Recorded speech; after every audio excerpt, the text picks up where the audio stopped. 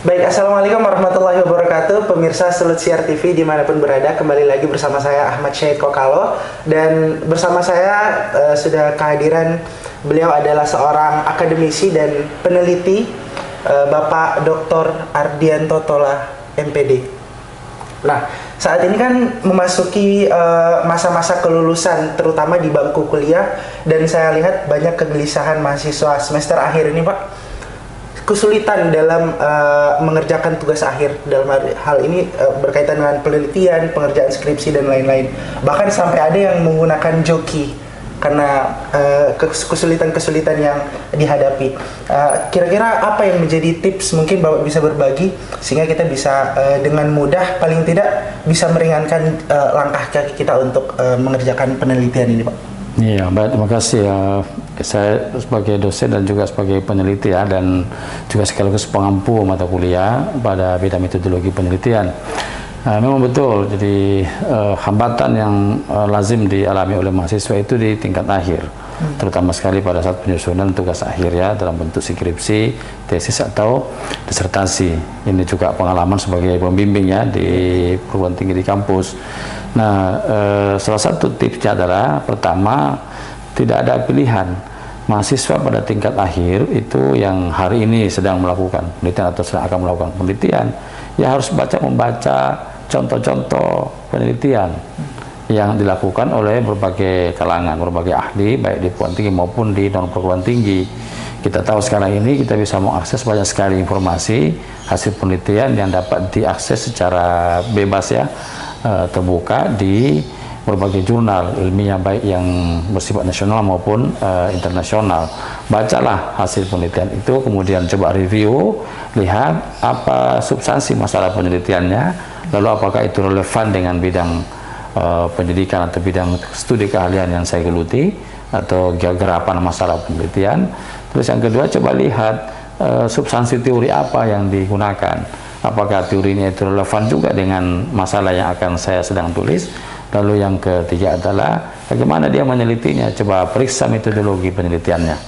Lalu yang keempat, coba lihat hasil penelitiannya, apakah hasil penelitiannya itu ada sesuatu yang perlu untuk kita kuatkan atau sebaliknya perlu kita verifikasi atau kita konfirmasi, karena bisa jadi permasalahan penelitian kita itu muncul dari hasil penelitian orang lain ya.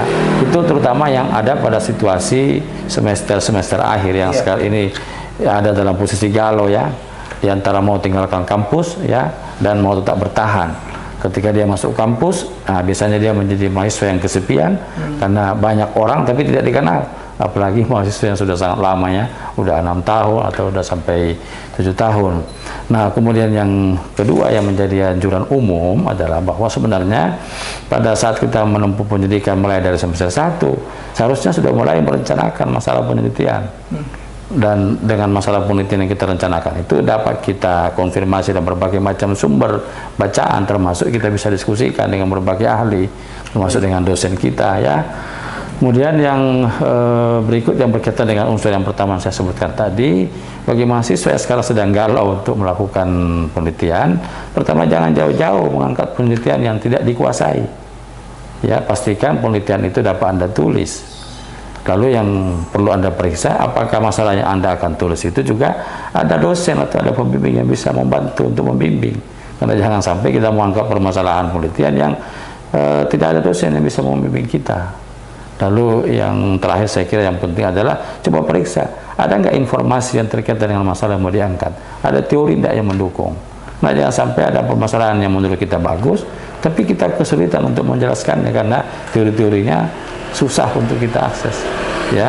Itu saya kira yang paling umum ya, yang menjadi suatu panduan. Lalu yang secara spesifik tentu bagi mahasiswa yang sudah posisi galau ini, yang sulit untuk melakukan penelitian, coba berkonsultasi kepada ahli ya, dengan permasalahan penelitian yang Anda angkat itu, kemudian coba Anda konsultasikan, Anda diskusikan, bukan hanya kepada dosen tapi juga kepada teman-teman mahasiswa. Dengan adanya diskusi bersama teman-teman mahasiswa ini, mungkin bisa jadi akan ada inspirasi-inspirasi baru ya dari sebuah penelitian yang bisa jadi merevisi gagasan penelitian yang sudah kita rencanakan. Dengan begitu kita akan bisa memperoleh teman berdiskusi, juga ada dosen yang mau mendiskusikan permasalahan kita, dan yang paling bagus sekarang ini ya, coba ambillah sebuah penelitian yang relevan dengan bidang penelitian dosen yang menjadi pembimbing kita, supaya dosen itu juga punya ketertarikan yang tinggi, ya, ada respect terhadap penelitian yang kita lakukan. Kemudian kendala teknis itu adalah secara metodologis, dan paling banyak menjadi kendala kan mahasiswa tidak tahu bagaimana meneliti. Ya. Selain membaca buku-buku metodologi penelitian, saya kira penting untuk berkonsultasi atau berdiskusi dengan teman-teman dosen atau mahasiswa yang memiliki kemampuan metodologi yang bagus, sehingga dia bisa membantu kita untuk mengarahkan penelitian, apakah ini penelitian menggunakan pendekatan kualitatif atau menggunakan pendekatan kuantitatif. Kalau dia kuantitatif, jangan berkonsultasi kepada orang yang tidak punya pengalaman atau pengetahuan di bidang statistik, tidak akan ketemu. Ya, sebaliknya juga mungkin yang akan lebih cenderung ke kuantitatif, ya jangan dipaksakan untuk berdiskusi dengan teman-teman atau dosen yang mungkin konsennya di bidang kualitatif.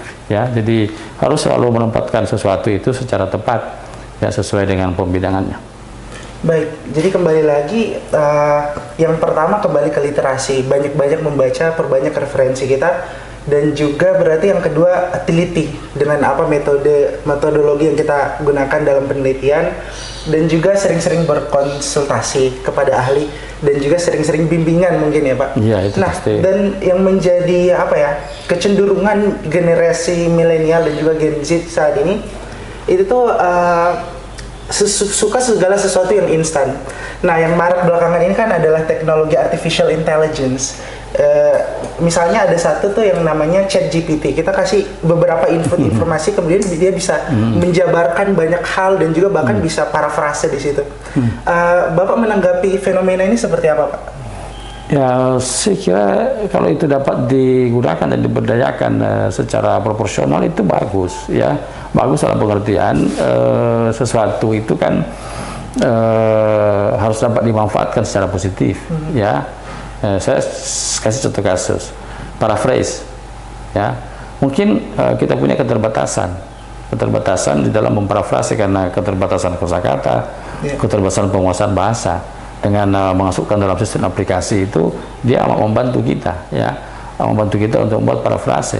Tapi poin pentingnya adalah Anda sebagai penulis memahami substansi masalah itu, karena parafrase itu kan hanya bagian dari salah satu teknis, terutama untuk berkaitan dengan menghindarkan diri dari plagiasi, ya, atau yang biasa kita cek di perguruan tinggi namanya Turnitin, gitu ya. Jadi artificial intelligence itu juga harus dapat dimanfaatkan secara positif. Kalau ada sesuatu yang bersifat instan atau cepat kita lakukan, ya saya pikir pertimbangannya ya jangan membuat lebih lama, karena teknologi itu kan tujuannya untuk memudahkan, gitu ya. Tapi harus digunakan secara tepat dan proporsional dan bertanggung jawab, ya. Karena kalau kemudian itu dialihkan semuanya ke sistem aplikasi lalu tidak menguasainya dengan baik, itu juga menjadi problem, ya, menjadi problem.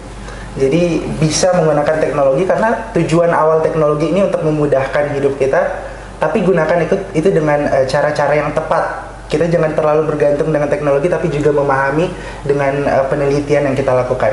Mungkin itu teman-teman tips dari Bapak Dr. Ardianto Tola, MPD. Terima kasih banyak Pak atas waktunya, dan terima kasih sudah menonton. Wassalamualaikum warahmatullahi wabarakatuh. Waalaikumsalam.